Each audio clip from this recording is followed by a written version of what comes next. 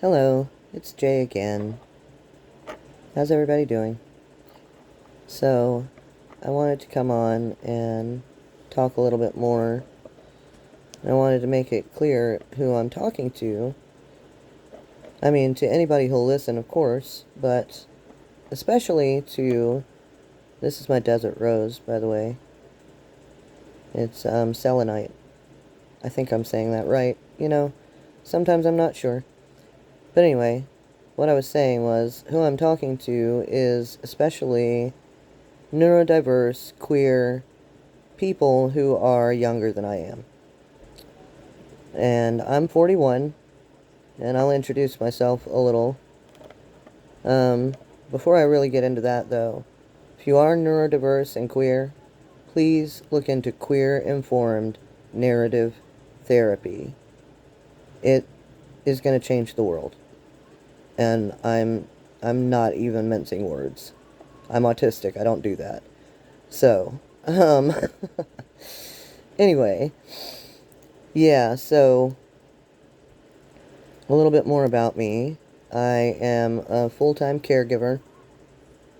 I am a partner of almost 14 years now. Well, 13 and a half. We're coming up to with V, and partner to my long-distance partner as well. And I'm also a volunteer crisis counselor. And I like to cross stitch. I'm going to come on here and cross stitch at some point. Yeah. But I wanted to tell my story. And yeah, basically the reason I'm telling it is so that you know that you're not alone. Especially if you're stuck where I was stuck, in the southeast of the United States. Yeah. I grew up about an hour away from the Floribama line. This is red aventurine, by the way. Got a whole little thing of it, but I'm not going to empty them all out because then I'll lose some.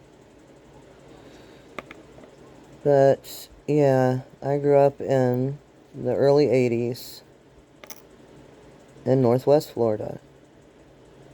And I am trans, mask, and queer. And let me tell you something.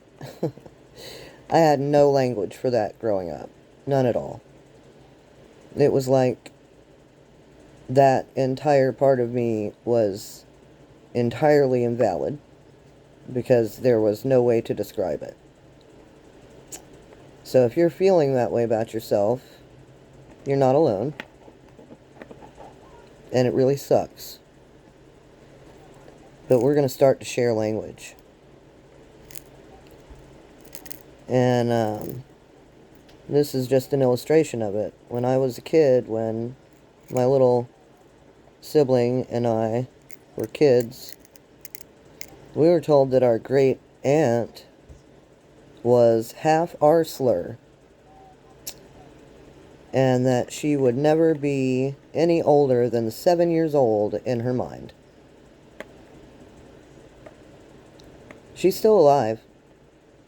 She's got to be nearing 100 now. She's at least in her 90s. I'm not exaggerating. She's up there. My aunt is autistic. She was born in the 1930s, same area, and there is no way in hell she would have been diagnosed as autistic back then.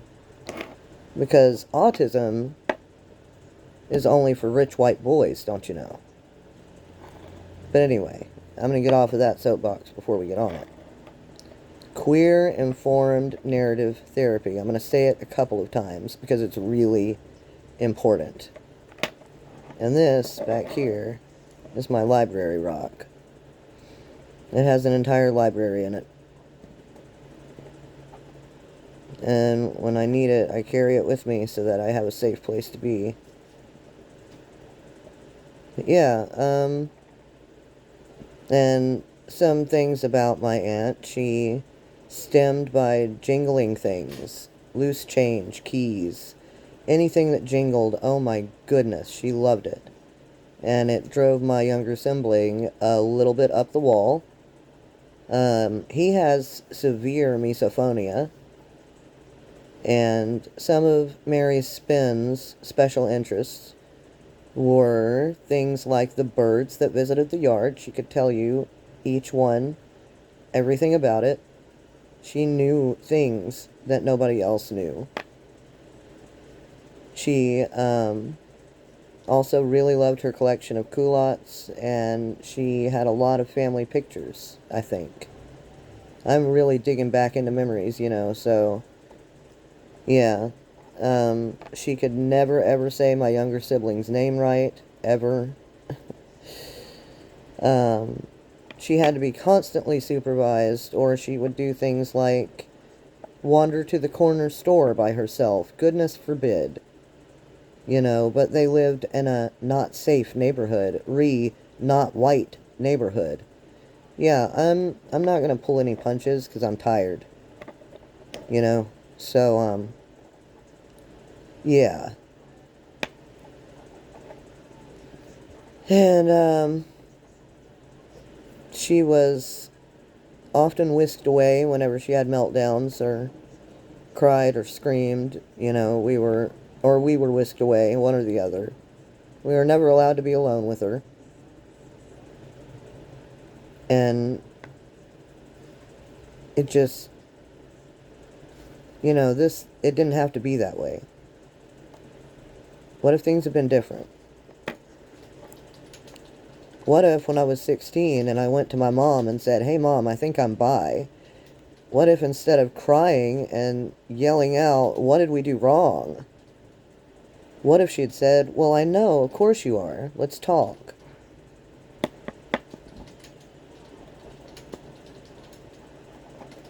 What if my aunt had been supported, the way that she deserved to be supported? Queer-informed narrative therapy. Yeah. So, I'm coming up on 8 minutes, so I might wrap this one up for now, but, thanks for listening, and there will be more. Yeah. Bye for now.